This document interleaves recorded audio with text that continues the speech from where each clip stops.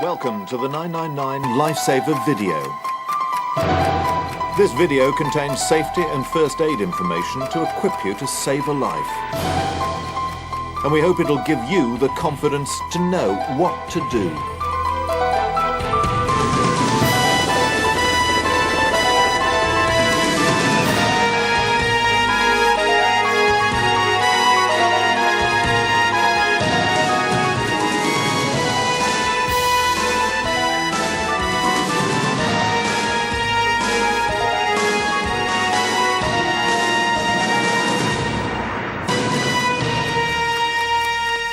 We all think it could never happen to us, but every year in this country, thousands of people are faced with unexpected emergencies and have to cope as best they can. But would you know what to do? We've put together a special 999 video to show you some of the most common emergencies you're likely to come across. We cover everything from simple advice on what to have in your first aid kit to what to do if you're first on the scene of a road accident. The video consists of 24 different information films. And to make it easy to use, we've numbered each of them. The number appears in the bottom left-hand corner of the video, so that when you fast forward, you'll be able to find the film that you want easily. To help you find your way around the video, there's an index coming up next, or you can use the index card in the video pack. We hope this video will be an invaluable reference guide and help give you the confidence to be able to cope before the emergency services arrive. But remember, it's no substitute for going on a proper life-saving course to learn the correct procedures at first hand. And we'll give you details of how to get on a course at the end of the video.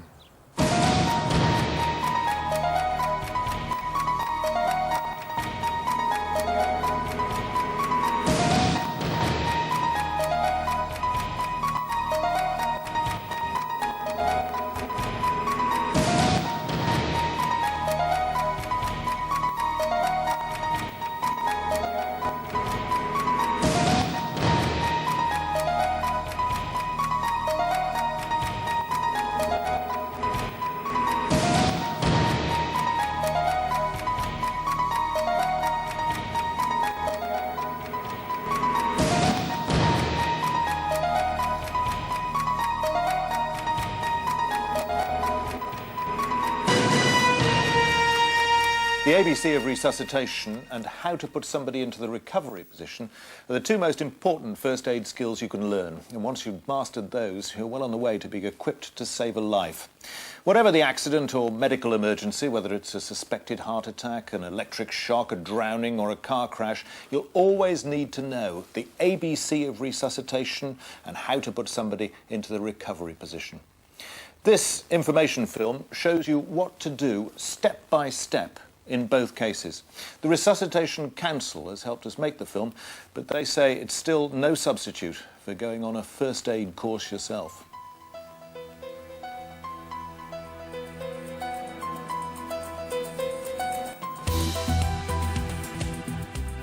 The ABC stands for airway, breathing and circulation, the three most important things to keep the brain supplied with oxygen.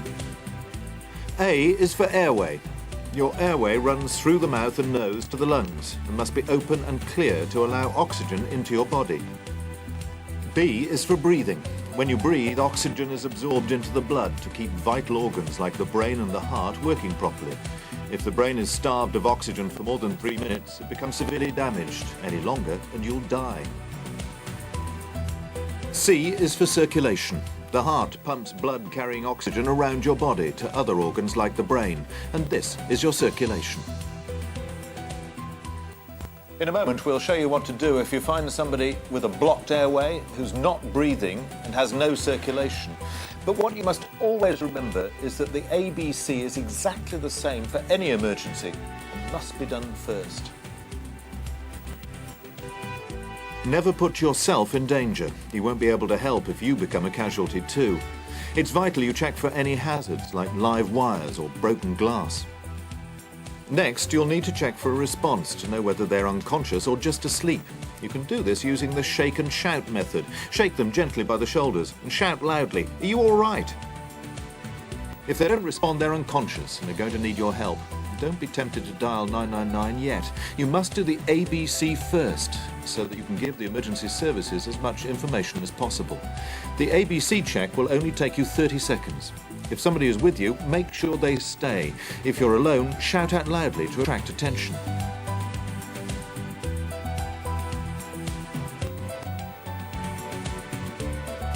Airway.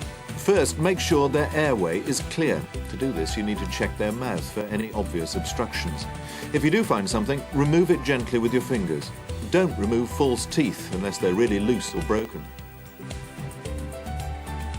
When someone's unconscious, they lose control of their tongue. It becomes floppy and sometimes blocks the airway. So put one hand on their forehead and use 2 fingers of the other hand to lift the chin and tilt the head back slightly. This will automatically clear the tongue from their airway. Opening somebody's airway may be all you have to do to get them breathing again. According to a professor of emergency medicine, 80% of the people killed in road accidents before they reach hospital could have survived if their airways had been cleared by the first person on the scene of that accident. And it could be you.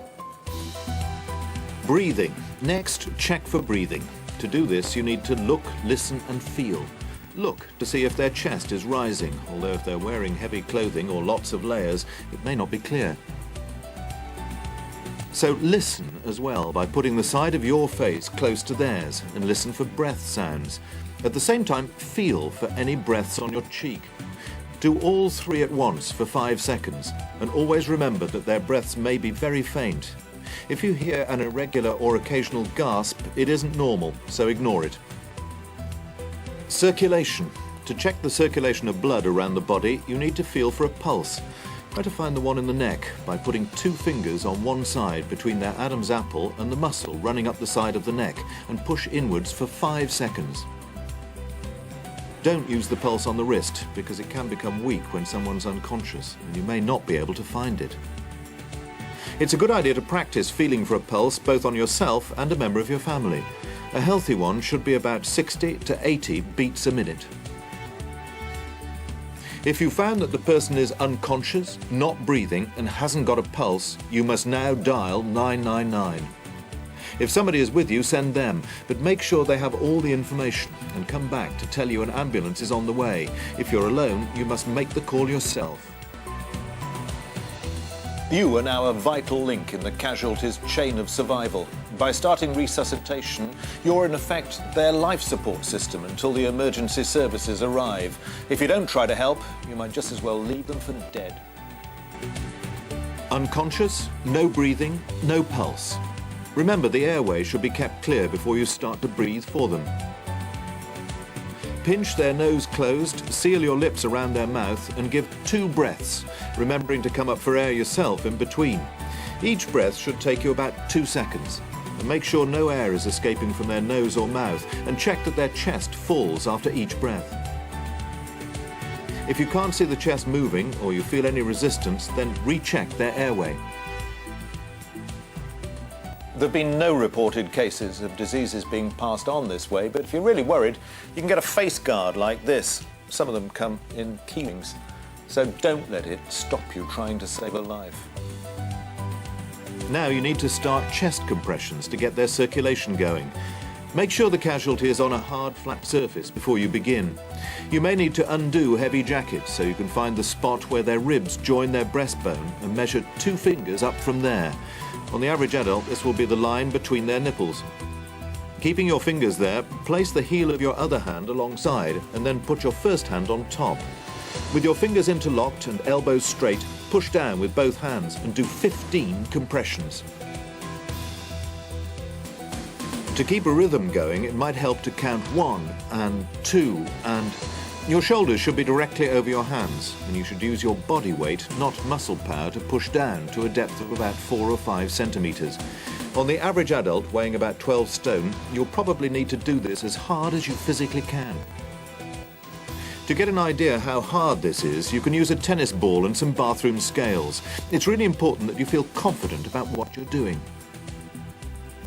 Kneel on the floor next to the scales with one hand over the other, fingers interlocked and elbows straight, and push down on the tennis ball to a weight of around 5 stone or 70 pounds. This is about the same force needed for chest compressions. But remember, there's a very different technique for infants and children, and the one we've just shown you could harm a child. So make sure you watch the infant resuscitation film straight after this one.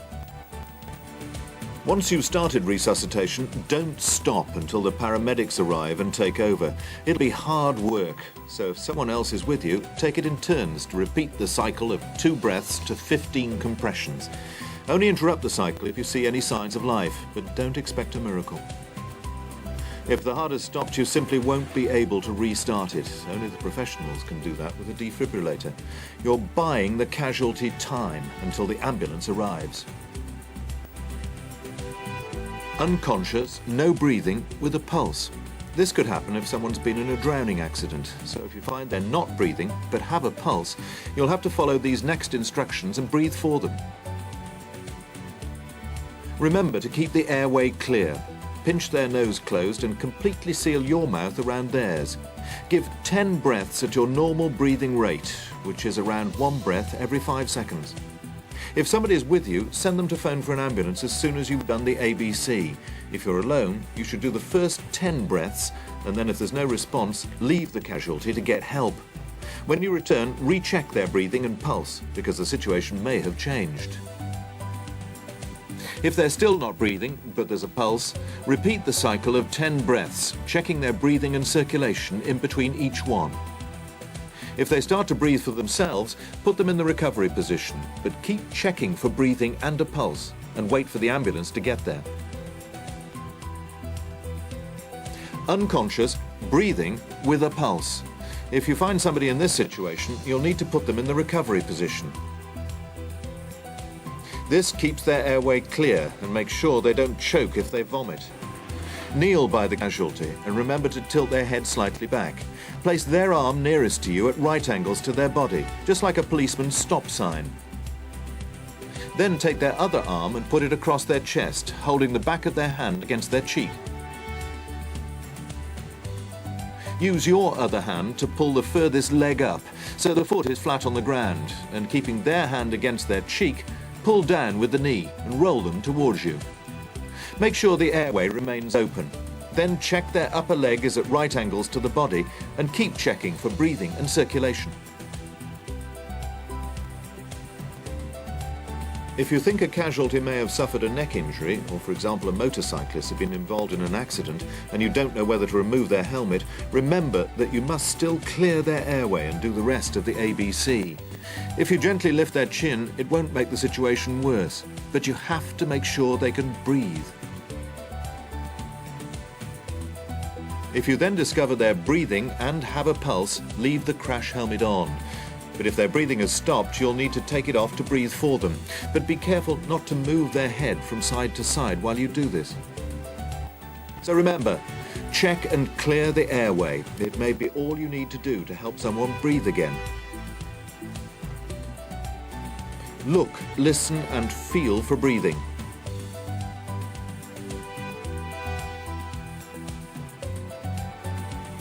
Feel for a pulse to check the circulation of the blood around the body. Unconscious, no breathing, no pulse. Give 2 breaths to 15 chest compressions. Unconscious, no breathing with a pulse. Give 10 breaths, but no chest compressions. Unconscious, breathing with a pulse. Put them in the recovery position.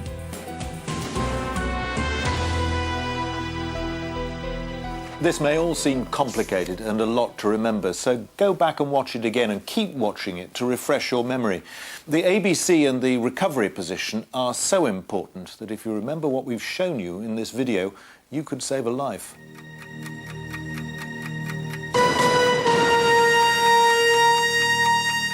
Cot death is the greatest single cause of death in infants over a month old in the United Kingdom. 10 babies die every week, and many of those deaths could be prevented with some basic resuscitation skills. It's a lesson for life. Remember, the resuscitation techniques for infants under a year old are different from those for adults. For a start, when breathing for a baby, you must only use as much breath as you use blowing out a candle. And when doing chest compressions, you must use the tips of 2 fingers and press down very carefully. St John Ambulance has helped us put together a 10-point plan to show you the basics of what to do. Remember, this is only a guide, and to be properly prepared, you should go on a first aid course.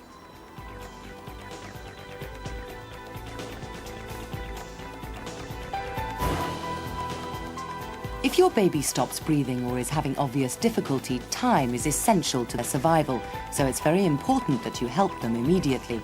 Never leave the baby alone. Shout loudly to try to get help from a neighbour or passerby. Pick up the baby, shake and pinch them gently, and talk to them to try to wake them. If there's no response, place them on a firm surface. Open their airway. Put one hand on the forehead and 1 or 2 fingers under the chin. Gently tilt the head backwards. This will lift the baby's tongue away from the back of the throat. Look into the baby's mouth. Very carefully remove anything lodged there. Do this with 1 finger sweep. Don't touch the back of the throat. This is very soft and may swell or bleed, blocking the airway. Babies usually breathe through their nose, so you'll need to check the nostrils are clear too. Check the baby's breathing. Place an ear close to their mouth and listen for breathing. Feel for their breath on your cheek and look to see if the chest is rising and falling. Do this for 5 seconds. If baby is still not breathing, you'll need to breathe for them. Seal your lips around the mouth and nose. Breathe into baby until you see the chest rise, as if it's taking a deep breath.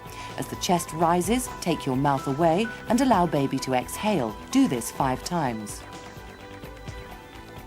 Now check the pulse. It's best to do this on the inside of the upper arm. Lightly press your fingers towards the bone and hold for 5 seconds. If you feel a pulse, continue to breathe for the baby, checking the pulse regularly. If there's no pulse, or if the pulse is less than 1 beat per second, the heart isn't working properly, so you must take over its work. Find the spot just below the line joining the baby's nipples in the center of the breastbone. Place 2 fingers here and press to a depth of about 2 centimeters. Do this 5 times and then blow gently into the lungs once. If there's still no response from the baby after carrying out these procedures for 1 minute, dial 999 immediately. Keep the resuscitation going until medical help arrives. It's important to realise that this top 10 on infant resuscitation is only a guide. To be properly prepared to resuscitate a baby, you should go on a first aid course to learn and to practice all the points that we've mentioned. But remember, you should never practice this procedure on a healthy baby. In an emergency, most of us would have the presence of mind to ring 999, but will we be thinking clearly enough to give the vital information the emergency services need to get to the scene as quickly as possible? And if you were in an emergency with only a young child in the house, would they know what to do? Remember, even children as young as 3 have been known to make that vital 999 call, so it's never too early to learn.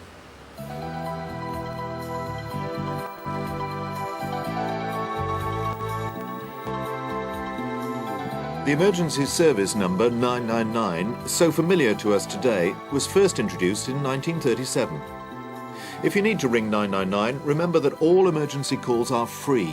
They can be made 24 hours a day from any telephone in the country.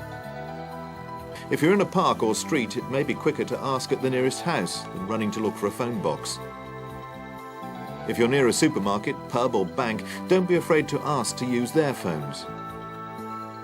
When you dial 999, your call triggers an alarm at one of the 15 emergency operator centres in the country. Operators respond immediately to 999 calls. When your call is answered, listen carefully to the operator. Emergency for which service? Speak clearly and tell them which service you need: ambulance, fire, police or Coast Guard. BT Bristol connecting 0272 535 You can also ask to be connected to specialist services like the mountain rescue and cave rescue, who are called out by the police. Give your number to the operator if they ask for it. When you ring 999, your number and address is usually displayed automatically. This means if you become unconscious or you can't talk, you can always be traced. It also means hoax callers can be caught more easily. Be warned, deliberate hoaxers are prosecuted and fined by the police. 999 calls are also recorded and the tapes used as evidence in hoax call prosecutions. While the operator is connecting you to the emergency service you need, think of the clearest way to describe the incident. Where it happened, the name of the street, name and number of the building and any nearby landmarks. What has happened? A road accident, fire or drowning? Who is hurt or ill? How many and how old they are? How badly are they hurt? If an incident needs more than one of the emergency services, the operator will connect you to each one in turn. Don't hang up until the emergency service asks you to do so. They may need more information from you. Never make a false call. It's against the law and could risk other people's lives. Most false calls are made by children, so never allow very young children to play with the telephone. Explain to them the importance of the 999 call. Children as young as 3 have been known to ring the right number and save their parents' lives. If you ever dial 999 by mistake, tell the operator you don't need an emergency service after all. If you hang up without saying anything, your call has to be traced to make sure it wasn't a genuine cry for help.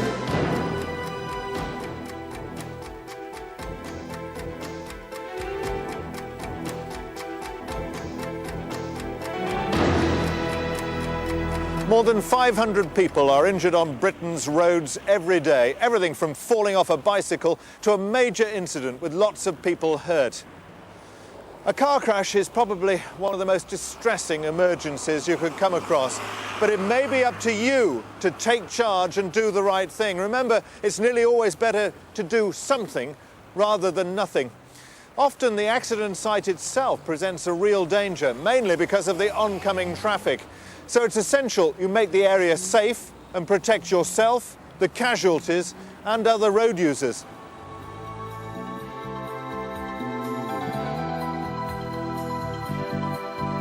Be careful when you approach an accident.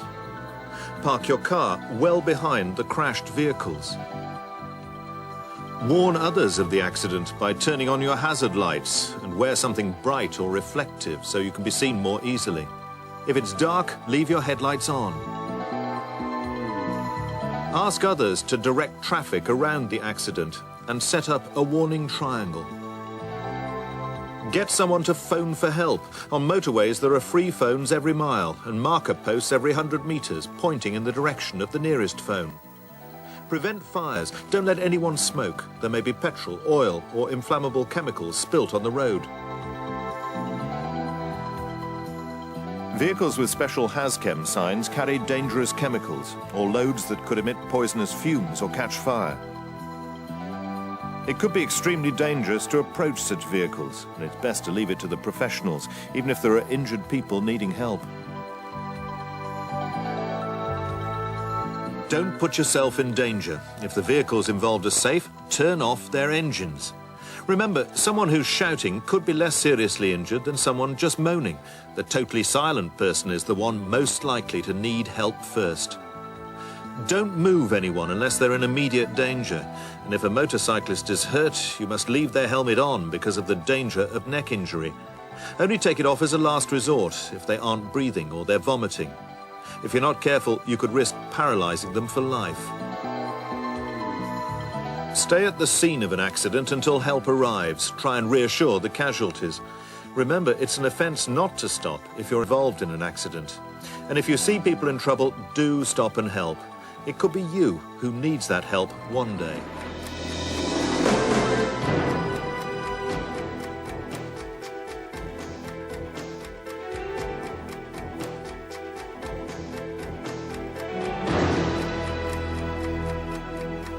We're now going to show you what it would actually be like if you happened across a road accident. The camera will become you as you approach the scene and are faced with instant decisions. What happens over the next few minutes could be crucial, and the choices you make could spell the difference between life and death.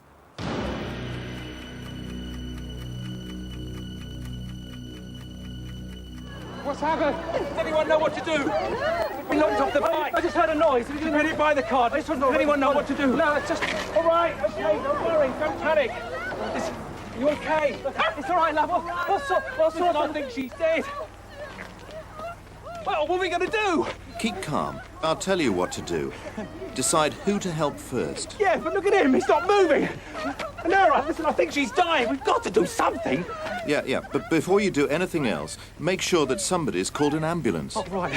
But everything that's going on, I forgot to do it. I'll do it right away. Yeah, hang on. Tell them exactly where you are and how many people are hurt. It's all right. I live round here. I'll tell him exactly where it is. Yes, hold on. I'll be there. No, don't do anything until you know it's safe. Yeah, of course, right. Don't go near an accident if there's a risk of spilled petrol or chemicals. Oh, no, stay back. There's always the danger of fire, so stop people smoking. Yes, of course. You must put your own safety first. You won't help anyone if you become a casualty too. See to my husband. Please, thank you for... Once you're sure it's safe, turn off the ignition, then put on the hazard lights to warn other drivers. Oh, please. So who needs help first? You know, if people are shouting, they're breathing. It's the people who are silent who could be in real danger. It's coming. The ambulance is on its way. Is she all right? She's still in a bad way. Let's take the helmet off. No. What? Don't move her if she's breathing. If she's damaged her neck or spine, you could paralyze her for life. We've got to do something. Yeah, some vital checks. Right. You need to find out if she's actually breathing. Gently tilt her head back and feel for a pulse.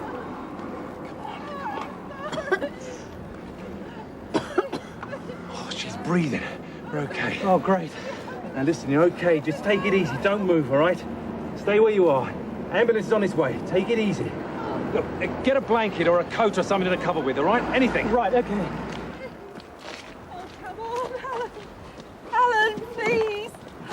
Right, now, what about the other casualties? Can you help him? I don't think he's breathing. Please help him. If he's not breathing, he'll die. You'll have to move him now because you need to breathe for him. But you must get somebody to help you. I'll be right there. This is the only time you should move someone. It's vital to support his neck and his back in case he's injured his spine. And you must keep his back as straight as possible. We're going to need someone else. We need someone over here now! Come on! Right. Take his head. Right, got it. But look, Right. you've got to be quick. Without oxygen, the brain could be permanently damaged in 3.5 minutes, and he's going to die if you don't help him. You've got to start giving the kiss of life and getting the heart going with chest compressions. If you don't know how to do this, then go on a course to learn. It could make the difference between life and death. Over here first! And keep going. Lots of people give up when they see the ambulance. Don't. Keep going until the paramedics are ready. Okay, thank you. We'll take over now.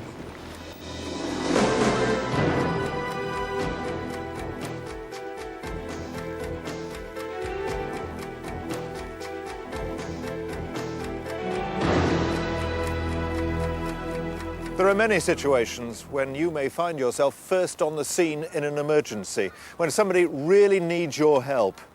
Would you know what to do if you are faced with somebody in trouble in the water? The following advice is from the Royal Lifesaving Society.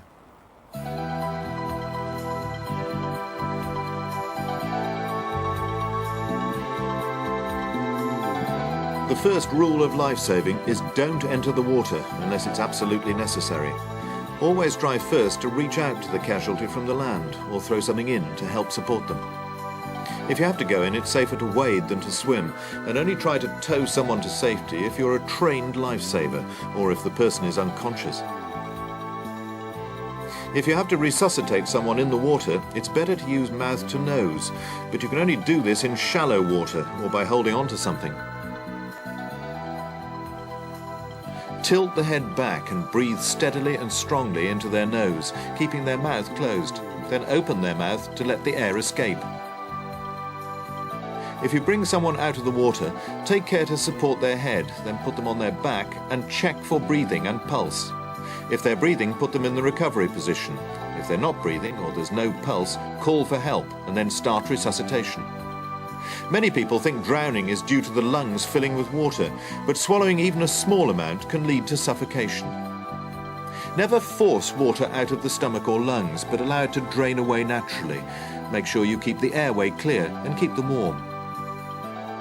Whether someone's been rescued from an indoor pool or a river or lake, always take them to hospital for a checkup. They're still at risk up to 3 days later from secondary drowning.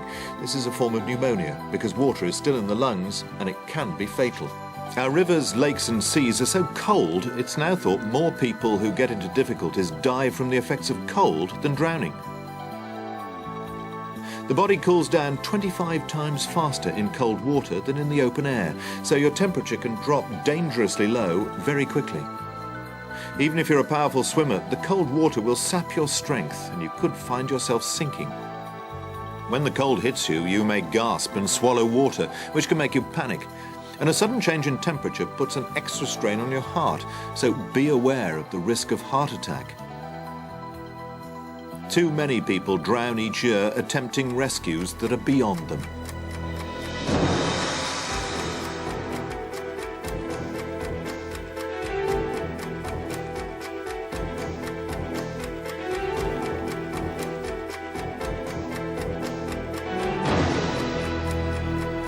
So if you come across somebody in trouble in the water, remember the slogan: reach, throw, wade, row.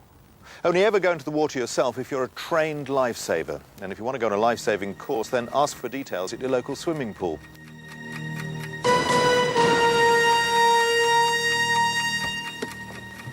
A major part of being confident that you can cope in an emergency is simply being prepared.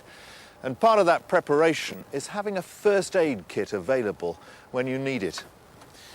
By law, your place of work should have one, but you should think about keeping one at home and one here in the car, and remember to take one with you when you go on holiday. Make sure everybody in the family knows where it is and keep it well stocked so everything's there when you're called upon to use it.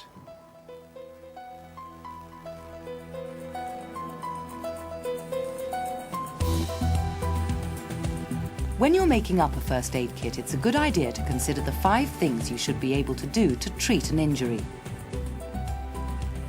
First of all, you'll need to uncover an injury, so make sure you have a strong pair of scissors. These could be vital if you need to cut through clothing or footwear. Also, buy a good pair of tweezers. These are essential for removing splinters of glass or wood. Next, you'll need to clean the area. Soap and water is fine, but you could include some antiseptic wipes. Make sure they're the non-alcoholic sort. These won't cause skin irritation. Never use cotton wool. This may leave tiny particles inside a wound. If you can't wash your hands, you can reduce the chance of infection by wearing latex gloves, which will also protect you when dealing with blood and body fluids. If you're put off by the thought of carrying out mouth-to-mouth breathing on a stranger, you could also include a special mask in your kit. You'll need to protect the injury from infection or further damage, so make sure you've got a selection of sticking plasters. You can buy types that shouldn't trigger allergies, but if in doubt, use a sterile dressing. Support strains and sprains with crepe bandages and keep a triangular bandage for a sling. You'll need some safety pins for fastening. Keep medication in your first aid kit to a minimum. You'll need painkillers for yourself and your family, but never advise someone you don't know to take them. They might have an allergy or problem you don't know about. Do include antihistamine cream for insect bites and stings. Keep a note of the contents in your first aid kit and their expiry dates. If items are too old, they might be completely ineffective and may even harm you, so get rid of them. The best way is to return them to your chemist for safe disposal. Write the emergency number of your doctor and casualty department inside the lid of your first aid kit. The last thing you'll want to do is search for these numbers if you need urgent medical advice. But remember, if it does turn into an emergency, dial 999. Keep your kit in an airtight container in a place where everyone can find it easily. It's also a good idea to keep a first aid kit in your car, and it's even law in countries like Germany, Austria and Greece, so check before you go.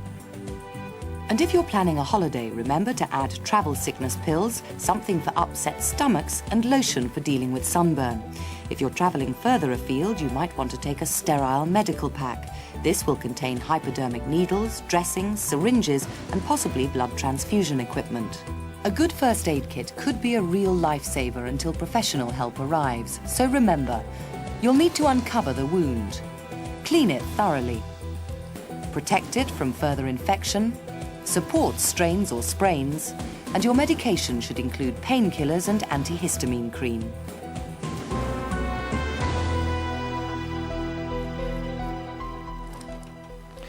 More accidents happen in the familiar surroundings of our own homes than anywhere else. The one place that should provide a safe environment actually claims 4,000 lives a year, and 3 million more people need medical treatment.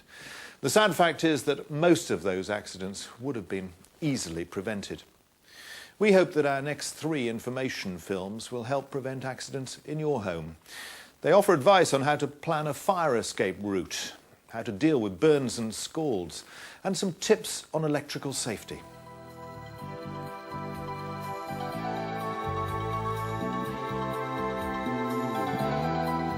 The main thing to remember is never take a chance with electricity. It's dangerous for anything to get too close to overhead power lines, including kites, model planes, microlights, and hot air balloons. And you don't have to make contact to cause a lethal flow. Electricity can jump across gaps. A good safety rule to follow is look out and look up, especially as overhead cables can be difficult to spot. They often look like phone cables on wooden telegraph poles, but they can carry up to 132,000 volts. If you find someone who's had a shock from a high voltage cable, stay away from them. You could risk getting a shock yourself. Call the emergency services. They'll contact the electricity company who'll make sure the power is turned off at the control room. Never try to rescue someone until you're told officially it's safe to do so. Every year there are about 2,500 reported cases of people receiving electric shocks around the home and garden, but the true figure could be much higher. Never attempt any electrical work unless you're competent to do so, even wiring a plug. It takes only 400 milliamps of electricity to run a 100-watt light bulb, but a tenth of that current can still kill you. If someone receives an electric shock, the first thing to do is switch off the power and pull out the plug. Don't touch the person until you're absolutely sure it's safe. The casualty's heart and breathing may have stopped. If they're unconscious, check their airway, breathing and circulation, and before you begin resuscitation, make sure you call an ambulance. The person may also have external and internal burns. Remember, it's important to cool burns with lots of water and try to cover them with cling film to prevent infection. Water and electricity are a dangerous combination, so don't mow the lawn or use an electric hedge trimmer when it's wet.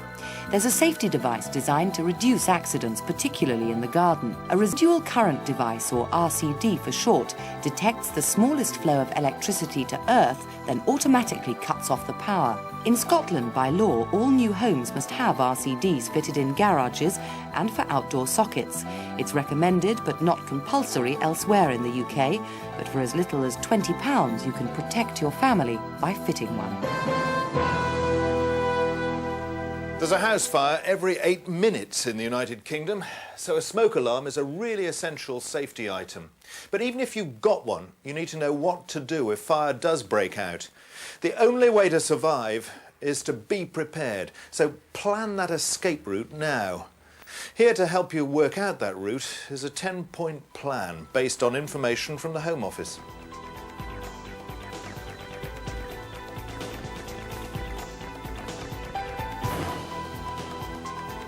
Plan your escape routes now. Don't wait until a fire starts.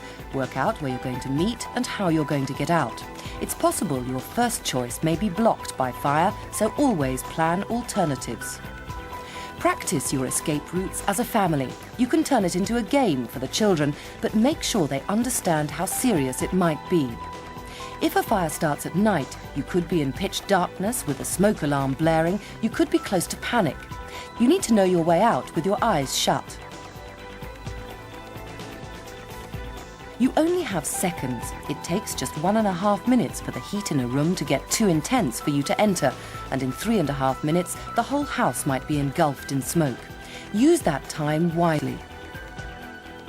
Shout to alert everyone in the house and make sure they follow the escape route. Don't stop to look for valuables or pets. Nothing is as precious as your life. Smoke is more deadly than fire. When a house is well ablaze, as few as 5 deep breaths of smoke can kill you. Smoke rises, so you need to keep low and crawl out. Don't investigate the fire. Only open doors that are on your escape route, and before opening any door, use the back of your hand to see if it's warm. If it is, there's fire behind it, so keep it closed and find another route out. If all your escape routes are blocked and you're trapped inside the house, get everyone in the safest room and close the door behind you. Block the gaps with blankets or clothing. This will keep you safe for longer than you think. If you're on the first floor, know which window it's safest to use, but never jump straight out. Drop cushions and bedding to the ground to break your fall, then lower yourself to arm's length before dropping to the ground. If you can't open the window, or if it's double glazed and difficult to break, use a heavy object to hit one of the bottom corners, and before climbing out, make jagged edges safe with a towel or blanket. When you're out, stay out. Go to a neighbour's house or the nearest phone box to dial 999. Never attempt to fight the fire yourself. Leave it to the professionals. Remember the slogan, get out, get the fire brigade out, and stay out.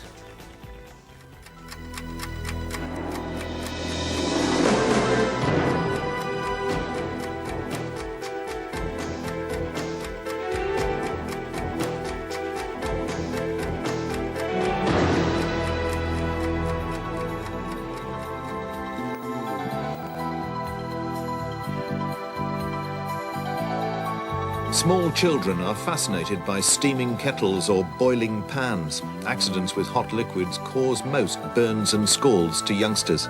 Remove the source of heat immediately, including any hot, wet clothing. It's important to cool all burns as quickly as possible using lots of cold water. The longer a burn is left untreated, the more severe it becomes.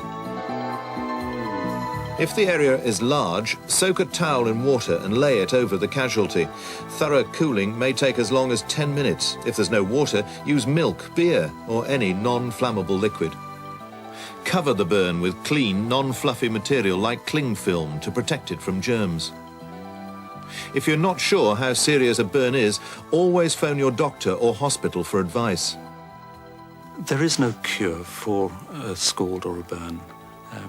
A child is going to be scarred as a result of a burn, and a moment's inattention in the home can result in a child being scarred for life. So prevention is very important. Keep toddlers out of the kitchen. Keep kettle flexes short. Run cold water before hot water in the bath. Look around your home and look at what you can do to make it a safer place for you and your family. If you find someone whose clothes are on fire, lie them down quickly. Put out the flames by starving them of oxygen. Either pour water over them or using a coat, blanket or rug, wrap the casualty up tightly to smother the flames.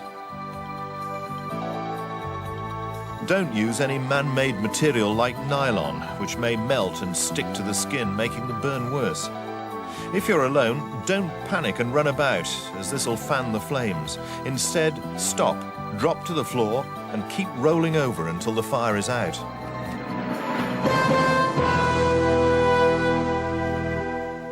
Accidental poisonings happen often in the home. Products like bleach, dishwasher powder, those things in the bathroom cabinet, alcohol, some kinds of plants, gases like carbon monoxide, can all cause poisoning for adults and children. The important thing to remember is that whatever the type of poisoning, the basic treatment is always the same. So if you can learn what to do for one situation, you'll always be able to help whatever the cause. In our next information film, we've reconstructed a poisoning emergency that happens all too often to children. It's a situation any one of us could be faced with, so you need to ask yourself, would you know what to do before the emergency services arrive.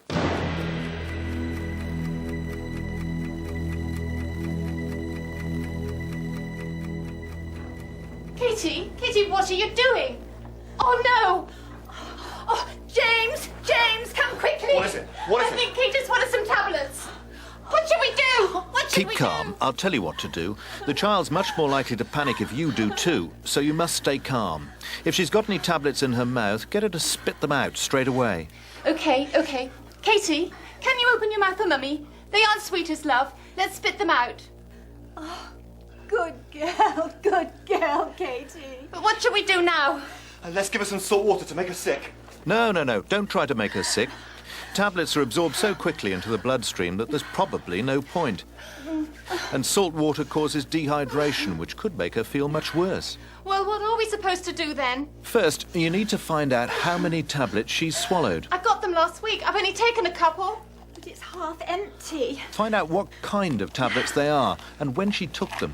What are they? What are they? Sleeping tablets. She must have seen me put them away earlier.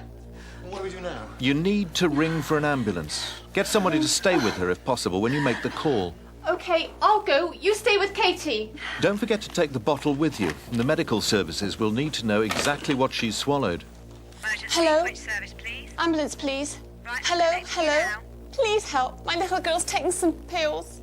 Okay, caller, what's your telephone number? It's 974-231. And your name and address? My name's Deborah Smith, number 5, Raleigh Road, in Knoll. Okay, Deborah, do you know what kind of pills she's taken and how many? Yes, they're sleeping tablets. I'm not sure how many. It could be half a bottle. Okay, look, don't worry. The ambulance is on its way. Okay, thank you. They're on their way. She's dropping off to sleep. I don't know what's wrong. Something's wrong. Let's pick her up and walk her around to keep her awake. No, you don't need to move her. Just shake her gently and keep telling her that everything will be okay. But it's not working. Don't let her fall asleep. It's highly likely that she's becoming unconscious, so you'll need to do the ABC of resuscitation. You need to check her airway, her breathing, and her circulation. She's breathing. Next, lie her in the recovery position. This will help her to breathe and stop her choking if she's sick. But I'm not sure how to do that. Well, put the arm nearest to you at a right angle, keeping the palm of her hand facing up. Okay. Bring the other arm across her chest and hold it against her cheek. Now lift the leg furthest away from you, bending it at the knee. Then gently roll her body towards you. That's it. Don't worry, Katie. Mum is here. You must keep checking her breathing and her pulse, because if she stops breathing, then you'll need to breathe for her. I can hear the ambulance. I'll go and get them.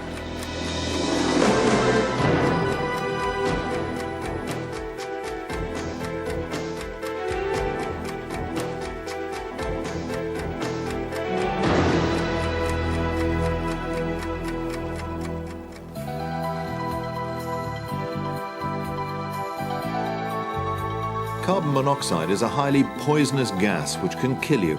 It's given off if you burn coal, oil, natural or calogas, when there's not enough fresh air in the room or if your equipment is faulty. Usually carbon monoxide and other harmful waste gases escape outside through a chimney or flue, but if they're blocked or covered, dangerous levels of carbon monoxide can build up in your room. When you breathe it in, it can have rapid and sometimes fatal consequences. It's hard to tell when you're suffering from carbon monoxide poisoning, but there are symptoms that you can recognize. You may start feeling tired, drowsy, or slightly dizzy, have a bit of a headache or pains in your chest or stomach. It's easy to mistake these symptoms for a cold or flu, but if you have recurrent attacks of migraine and sickness, be aware the cause could be something in your own home.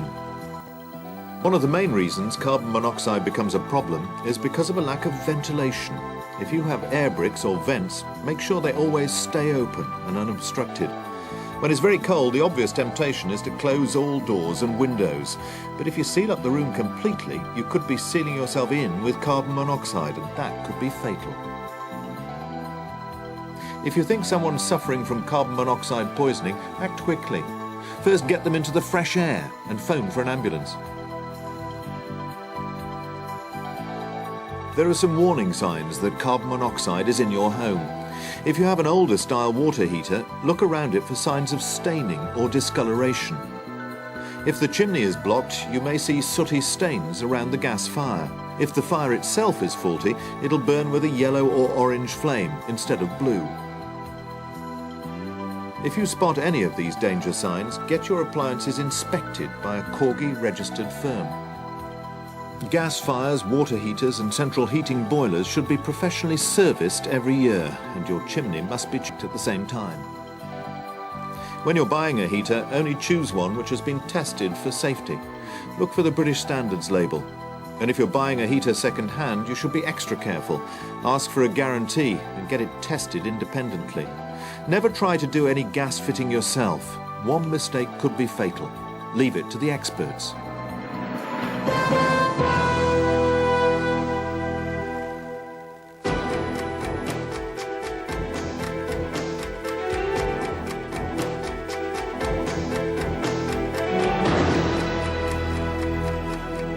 Every year, thousands of children in Britain have accidents serious enough for them to need hospital treatment. More than half of them occur in and around the home. Most of those accidents could have been prevented. On average, 3 children a day die like that. More thought, more care could have saved them.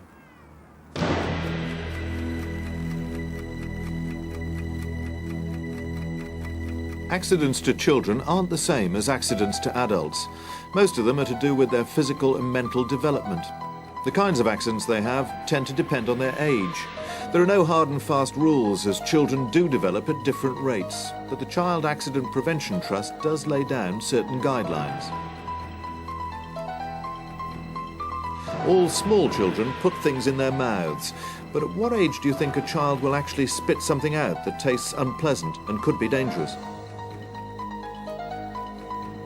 It's actually around 2 years old at the earliest, and possibly not until they're 3. And how old would you say a child needs to be to walk down the stairs without a grown-up? They should be at least 3. The stairs can be a very dangerous place, particularly for children any younger. But what about crossing a quiet street alone? The Child Accident Prevention Trust says at least 8 years old, and something many of us don't realise, children can't judge the speed of cars and cope with busy traffic until they're 11 or 12.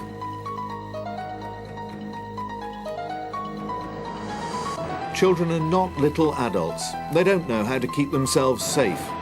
And remember, children of all ages are naturally imaginative, daring and inquisitive.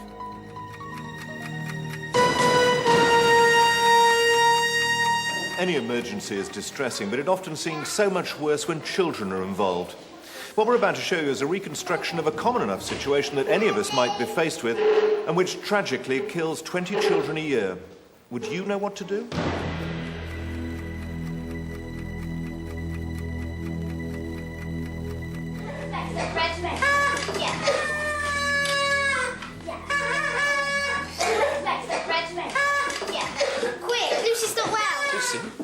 Judy, I need some help. What is it? Oh, Lucy. Well, what can we do? OK, keep calm. The first thing to do is to look into her mouth. Is there an obvious obstruction that you can take out?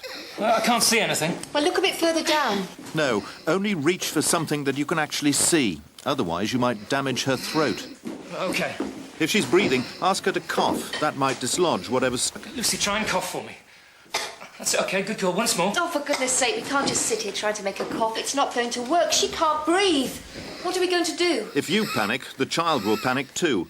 Bend her forward so her head is lower than her chest and give her 5 firm slaps between the shoulder blades.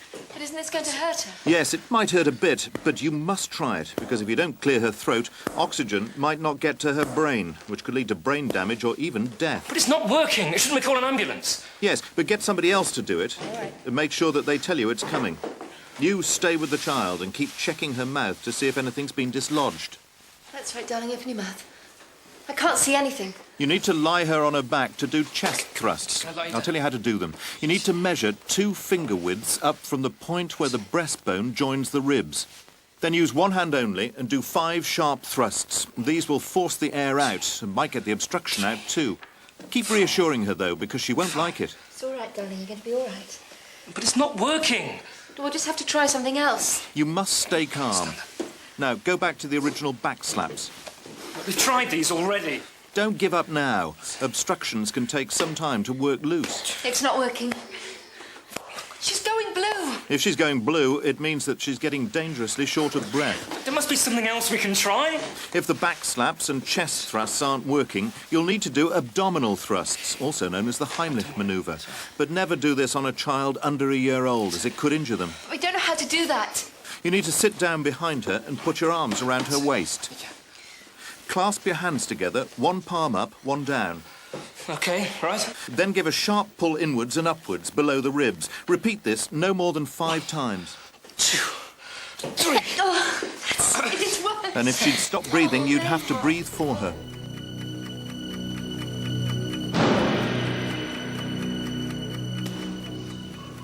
It goes against really all our instincts to hit a child, but you may have to slap them that hard to get rid of a blockage.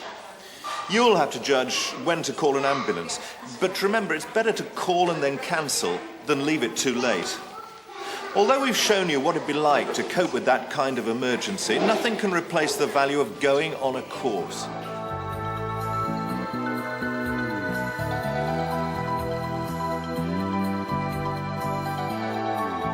When buying a cycle helmet, always make sure it's got a safety standard mark inside.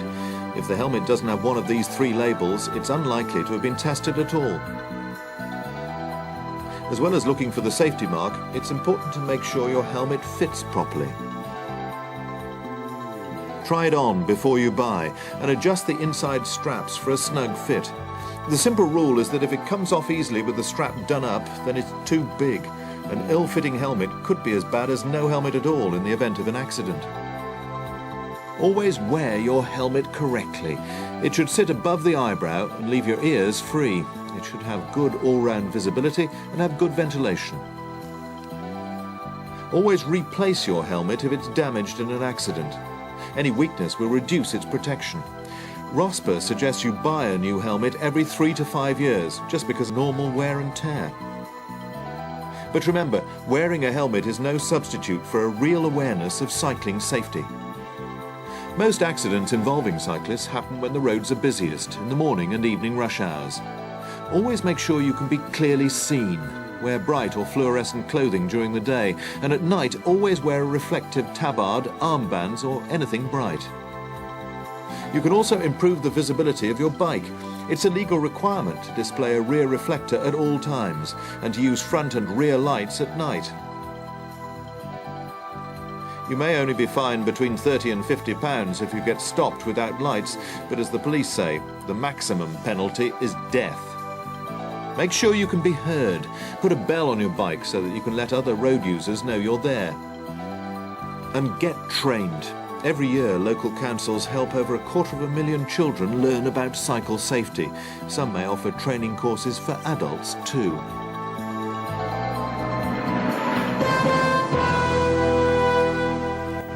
Heart disease is the Western world's #1 killer. In Britain, it accounts for 1/3 of all deaths.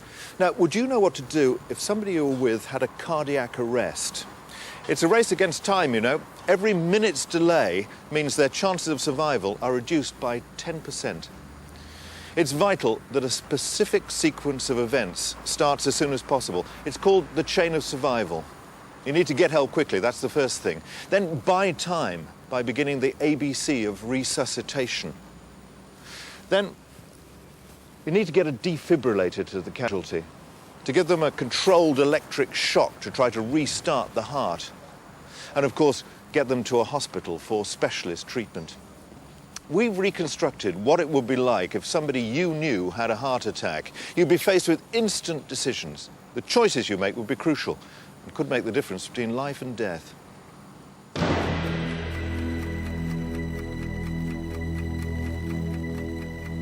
Darling. Dave?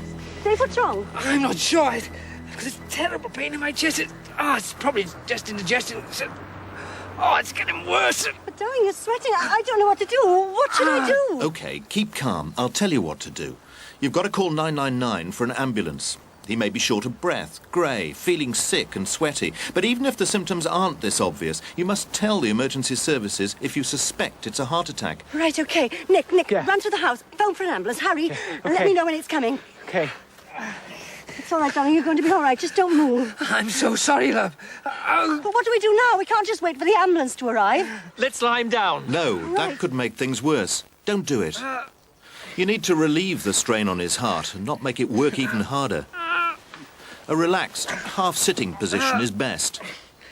Make sure that you've got a support for his back, What about that blanket there? as well as something under his knees. Is that better, darling? Mum, Are you sure? I've rung for the ambulance. They shouldn't be too long. If it's a heart attack and he collapses, it means he's had a cardiac arrest. Oh, Nick, I don't think he's breathing. What do we do now? Even though it's upsetting, you must stay calm. His heart has stopped beating normally and he's stopped breathing. The only way to help him now is to do the ABC of resuscitation. So now you'll have to lie him down. Can you move that bench back? Yeah. OK. Right, that's it. Okay. Dave? A is for airway. You need to open his airway to make sure that he can breathe. Look for any obvious obstructions, then gently lift his chin and tilt his head back. OK, it's clear. Right. B is for breathing. You need to check if he's breathing. Listen carefully and feel for his breath against your cheek. Also look at his chest to see if there's any movement at all. He's definitely not breathing. What now? C is for circulation. If his heart's still beating, then there'll be a pulse in the side of his neck. There's no pulse. What do I do now? He's dying. If he hasn't got a pulse and he's not breathing, then you're his only hope. It's going to be up to you to try to keep him alive. The first thing you must do is to get some air into his lungs. So you need to pinch his nose, take a breath, seal your mouth around his lips and blow into his mouth. Let the air come out, then do it again. Check to see that his chest is rising and falling. It's going to be all right, sweetheart. It's going to be all right. I promise. After 2 breaths, you've got to try to get his blood pumping round his body. But I don't know how. You need to do chest compressions. Find the bottom of his breastbone and measure 2 finger widths above it. Put the heel of one hand on the breastbone with your other hand on top. Press down firmly 15 times. Keep your arms straight, and counting out loud can help you. OK, 1 and 2 and 3 and 4 and 5 and 6 and 7 and 8. Don't expect an immediate response. Just because you can't see it working doesn't mean that it isn't. And keep going until the experts take over.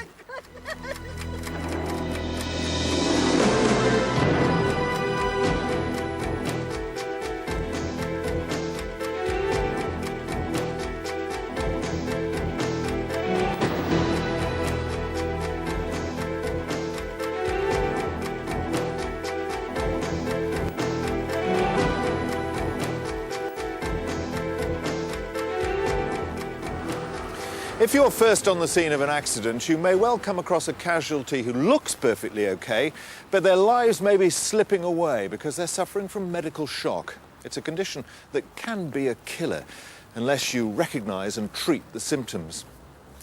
It's important to realise that real shock, medical shock, simply won't go away if you make somebody comfortable and give them a nice cup of tea. It's a warning that something's going dangerously wrong, and action has to be taken immediately.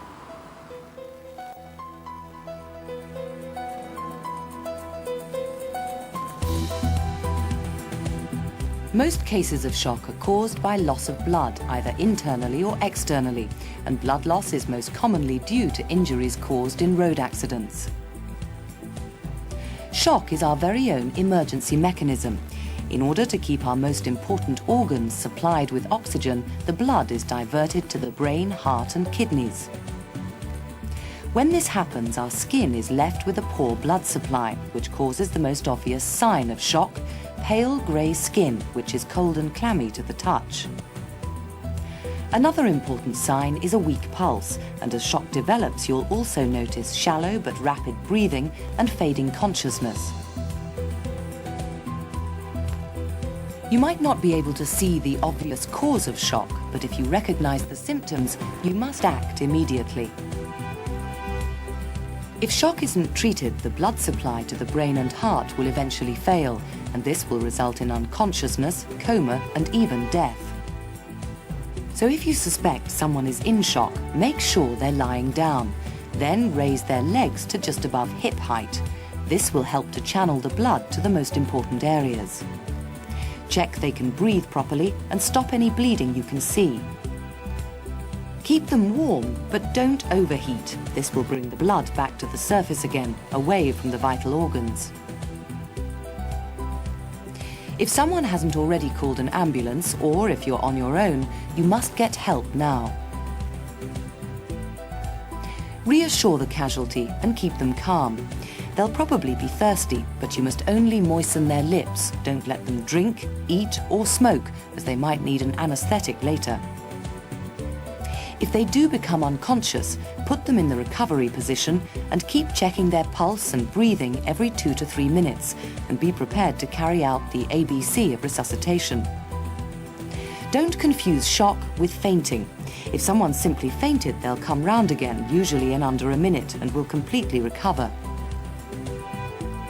Bleeding's not the only cause of shock, but it's always due to a sudden drop in blood pressure, like when large amounts of fluid are lost through diarrhea, vomiting and burns, or when a heart attack causes the circulation to fail. So the signs of shock are pale, cold and clammy skin, and the 3 most important things to do are to lay them down and raise their legs. Check their breathing and get help quickly.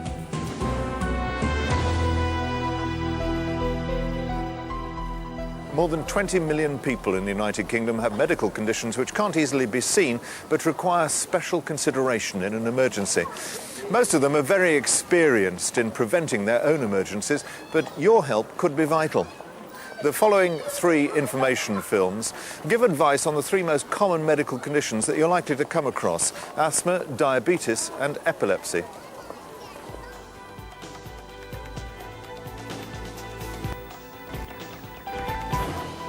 In the UK, 1 child in 7 now has asthma, but numbers are growing. Boys are twice as likely to develop it as girls, and it can be difficult to spot. Symptoms include a dry cough, wheezing, breathlessness, and a tight chest, which may be worse at night. In young children, an attack often follows a cold. There are 2 different types of medicine. Both are breathed directly into the lungs through special inhalers. Preventers are taken every day to help stop an attack, but once an attack started, you need a reliever, always in a blue inhaler, which opens up narrowed airways. Many things can trigger asthma. Cigarette smoke is especially harmful to young lungs. Smoking during pregnancy will increase the risk of your baby developing asthma. Everyone has different triggers, from pets and pollen to household dust mites, which live everywhere in the home, particularly in feather duvets and pillows. Using synthetics may help. Wash all bed linen at least 60 degrees. Soft toys should be washable. If not, putting them in the freezer will kill any mites. If your child has asthma, tell the school and give them written information about their medicine. Most children of school age should carry their own reliever, and someone at school should have a clearly labelled spare supply. Exercise and frosty air can also be triggers, but a puff of an inhaler before going out should be all they need.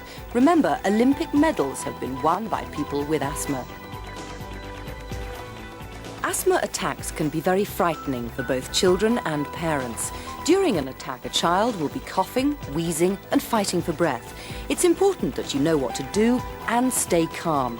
Hold their hand for comfort, but don't put your arm round them. It could make breathing more difficult. Sit your child in an upright position to ease their breathing. Give them their blue reliever immediately. Encourage them to relax and take slow, deep breaths. Don't give them any other medication. Even aspirin triggers asthma in 1 in 30 people. If the reliever has had no effect after 5 minutes, or the child is too exhausted to talk or still struggling for breath, dial 999 and make sure they continue to use their inhaler every few minutes until help arrives. Don't be afraid to make a fuss, and don't leave it too late to call for help. Remember, an asthma attack is a dangerous thing and can be fatal. If your child stops breathing, be ready to give mouth-to-mouth resuscitation. It's much harder to get an asthmatic breathing again, but don't give up. It can be done.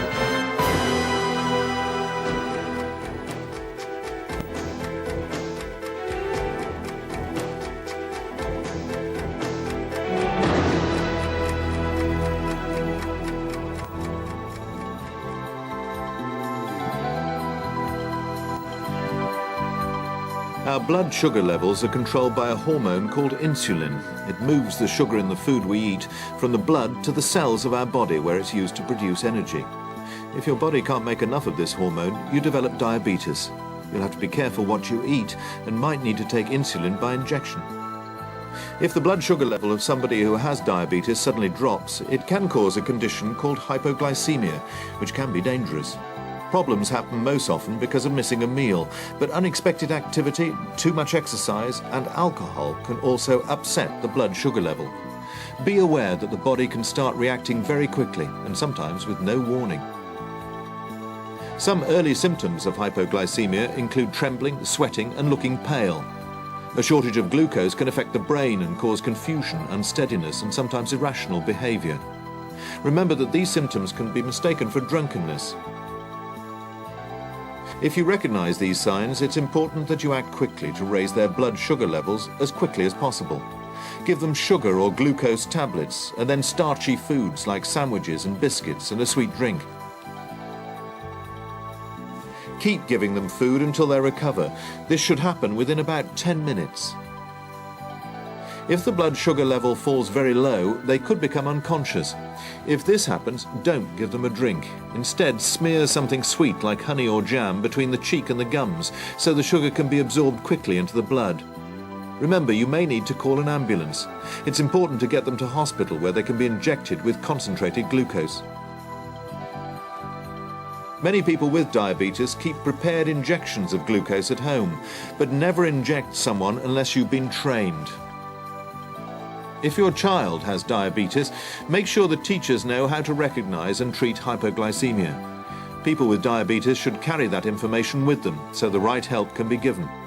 You can get testers or a machine for monitoring your blood sugar levels at home, which will help you to avoid emergencies.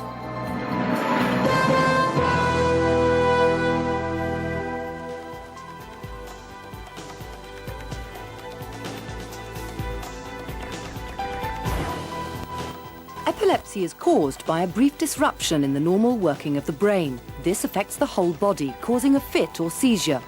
There are many different types, varying from what looks like a daydream to convulsions, where the body stiffens, falls and shakes, and the person may lose consciousness. Some people can help control their epilepsy by avoiding things they know can trigger their fits, including lack of sleep or food, stress, or too much alcohol. People who have epilepsy need to take special precautions at home. Cookers and fires must be properly guarded, and there's a real danger of drowning if they have a fit in the bath. So keep water shallow, make sure someone else is in the house, and never lock the bathroom door. At the swimming pool, it's important to tell the lifeguard in case they need to help. If you have epilepsy, never swim alone, and always wear a helmet if you go horse riding or cycling. Adults with epilepsy often find they're not allowed to drive, but new regulations mean they can reapply for a license after only 1 year without a seizure. If you have epilepsy, tell people. Carry a medical ID card or wear a bracelet giving details. Tell your friends and people you work with what to do if you have a seizure. Explaining your condition will help them to help you. Witnessing a seizure can be very disturbing, but don't panic. You can help. First, protect the person from injuring themselves. Cushion their head. Loosen their clothing and stop people crowding around.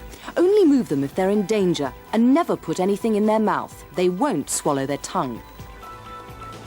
A fit may be over in just a few seconds or may last several minutes. Their breathing is likely to be irregular. Their lips may be tinged with blue. Just stay with them until the convulsions stop and then place them in the recovery position. They should start breathing normally again quite quickly. Usually you won't need to call an ambulance. There's nothing worse for someone with epilepsy than waking up in hospital unnecessarily. But if the person is injured, has a series of fits, or if the fit lasts more than 5 minutes, or if a child has a seizure for the first time, dial 999. Having a fit can be as exhausting as running 30 miles. It can take up to 2 hours to fully recover. Listen and let them take control of their recovery.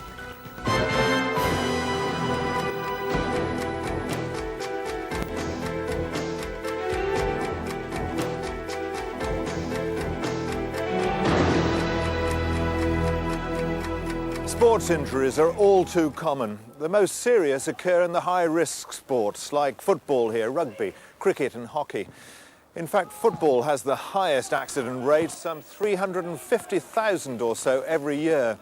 There are some guidelines you can follow to help reduce the rates of accidents on the sports field and to know better how to deal with the injuries.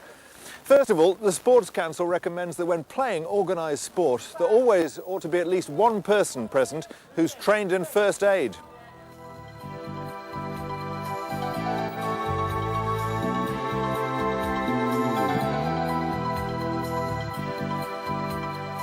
Of course, it's much better to prevent accidents happening in the first place.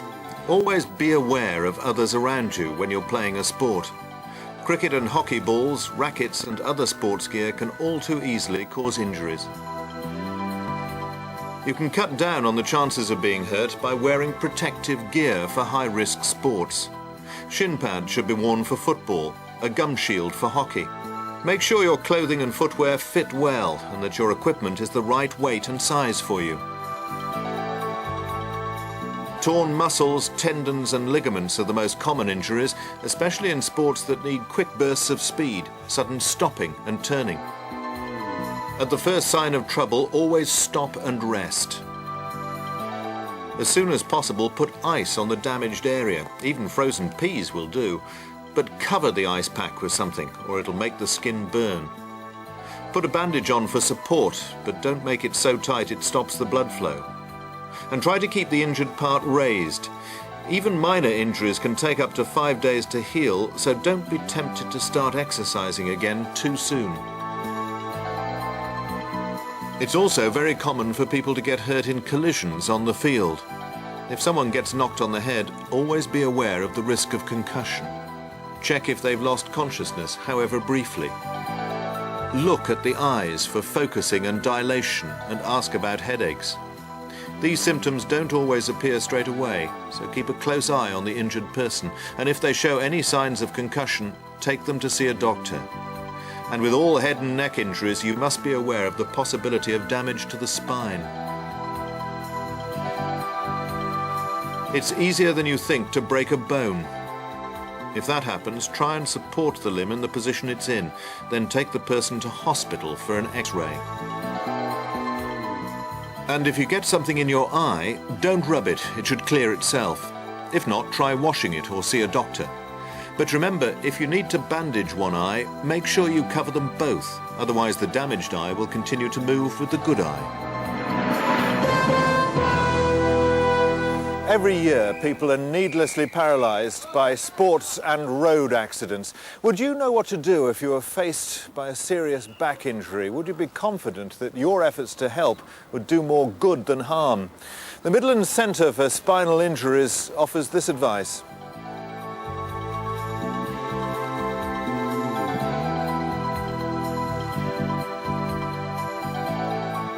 The majority of spinal injuries happen to young people. The most common cause is road accidents, but many sports and hobbies also involve an element of risk. Every year, 30 people are paralysed horse riding and 15 paralysed playing rugby. If you come across someone who's been involved in these kind of accidents, you need to remember that they could have a spinal injury.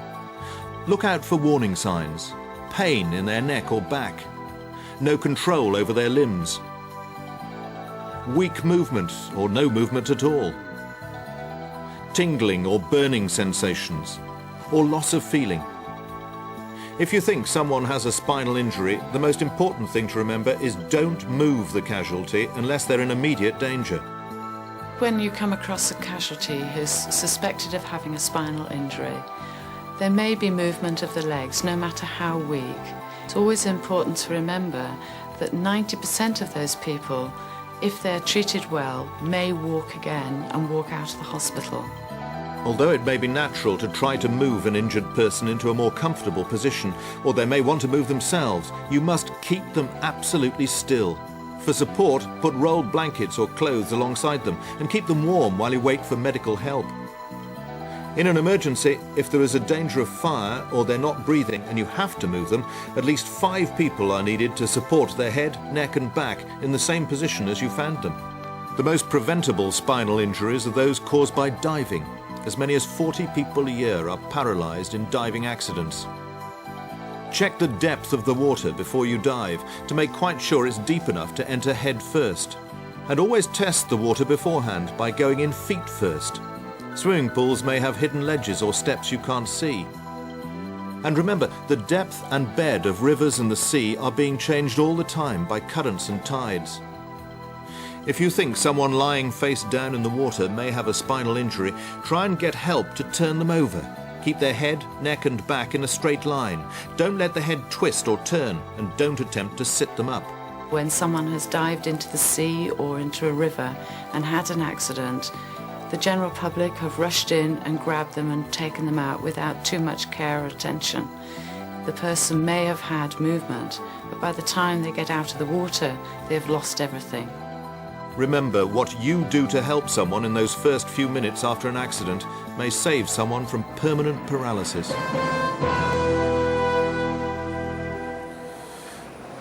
Extremes of temperature, both heat and cold, affect the body's ability to function normally, and in some cases can do serious damage.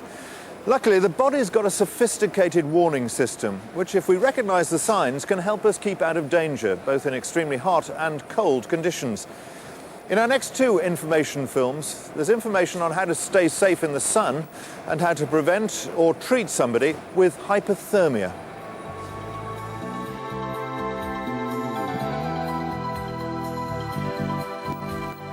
Watch out for early signs that someone's in trouble. They may have intense shivering. They may lose control of their movements and start stumbling.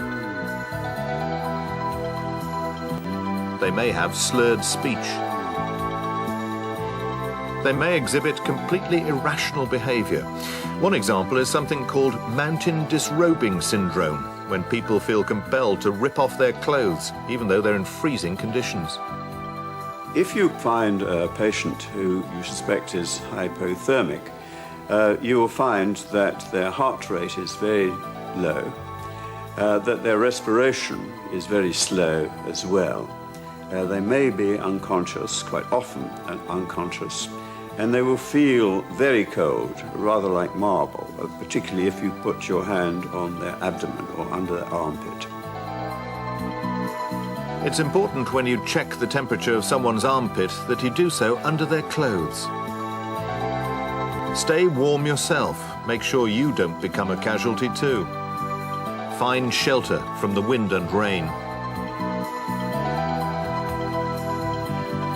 Lie them down. It can be dangerous to tilt a hypothermic person into an upright position, as this lowers their blood pressure. Insulate them from the cold with blankets or a sleeping bag. A quarter of our body heat is lost through the head, so make sure the head is covered too. Warm them up slowly from the inside. Warm, sugary drinks like tea will help. Don't give really hot drinks, hot water bottles or hot bars. They can cause them to collapse. Never give anything to eat or drink to someone who's unconscious. It's important that no alcohol is given. It can cause more harm than good. If they stop shivering, don't assume they're recovering. When the body temperature falls too low, warming mechanisms like shivering can cut out. But don't give up. People whose core body temperatures have fallen by as much as 15 degrees have been known to survive. And always seek medical help.